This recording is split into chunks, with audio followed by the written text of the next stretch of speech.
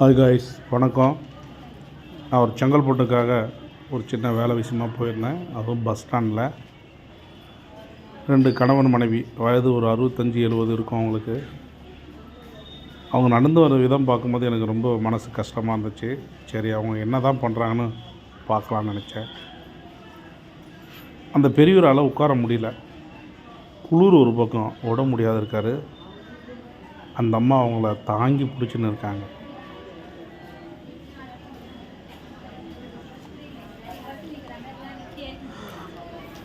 அவர் அந்த தரையில் உட்காரத்துக்கு ரொம்ப போராடுறார்.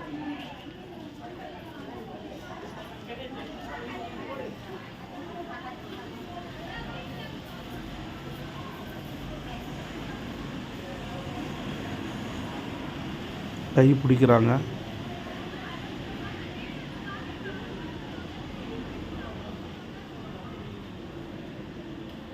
முடியல, வாழ்க்கையில் அப்படியே போராடுறாரு. ரொம்ப கஷ்டமாக இருக்குது பார்க்கும்போதே.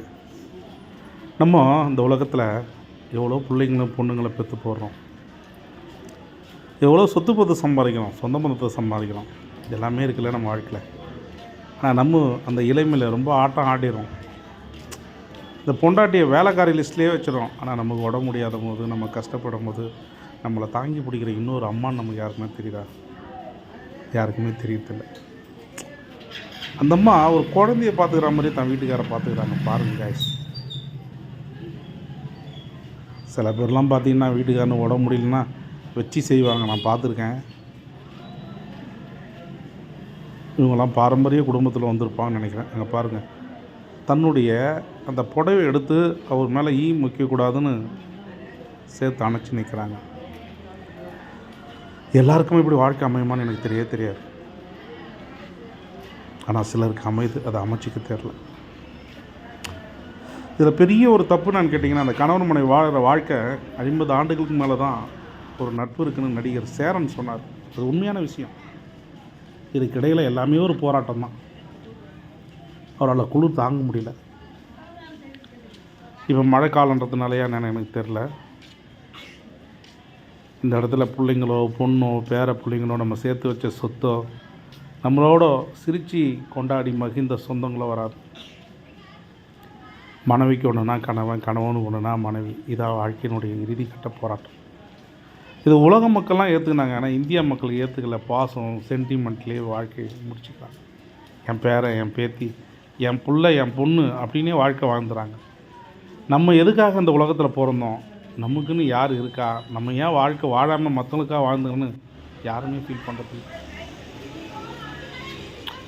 ஏதாவது அந்த சாப்பிட்ற காலத்தில் கூட இதை எடுத்து வச்சா என் பேரன் சாப்பிடுவான், இதை எடுத்து வச்சா என் பேத்தி சாப்பிடுவோம், என் பையனுக்கு பிடிக்கும், என் பொண்ணுக்கு பிடிக்கும்னு நினைப்பாங்க காய்ஸ். ஆனால் நம்ம தாத்தா பாட்டிக்கு இது பிடிக்கும், நம்ம அப்பாவுக்கு இது பிடிக்கும், யாருமே ஃபீல் பண்ணுறதில்ல. வாழ்க்கை எப்படி வேணாலும் மாற்றலாம், ஆனால் கணவன் மனைவி என்ற ஒற்றுமை என்றைக்குமே மாறாது.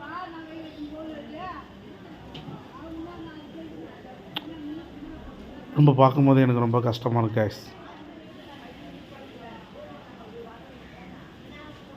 எனக்கு அவங்கள ரொம்ப பிடிச்சிருக்கு. இந்த ஒற்றுமையான இந்த வாழ்க்கையில் இன்றைக்கி நல்லா படித்து நல்ல பொறுப்பில் இருக்கிறவங்க கல்யாணம் ஆகி 15 நாள் 25 நாள் விவாகத்தில் முடியுது. இவங்க வாழ்க்கை இத்தனை ஆண்டுகள் மேலேயும் ஒரு அன்பு பாசம் பிணைஞ்சிருக்குன்னா இதுதான் உண்மையான திருமணம், காதல். மனைவியை நம்ம யாருமே ஒரு பொருளாகவே படுத்துறது கிடையாது. அம்மா சொன்னால் அடிப்போம், அப்பா சொன்னால் அடிப்போம், பிள்ளைங்களுக்காக அடிப்போம். நமக்கு எங்கெல்லாம் வாழ்க்கையில் என்னெல்லாம் ப்ரெஷர் வருதோ அதை தாங்கக்கூடிய ஒரே கேரட் மனைவியை நினச்சின்னு மனைவியை கொடுமை பண்ணோம். நமக்குன்னு ஒன்று இருக்கும்போது என் பையன், எங்கள் அண்ணன், எங்கள் அப்பான்னு தான் பசங்க மத்தியில் நிற்கும்.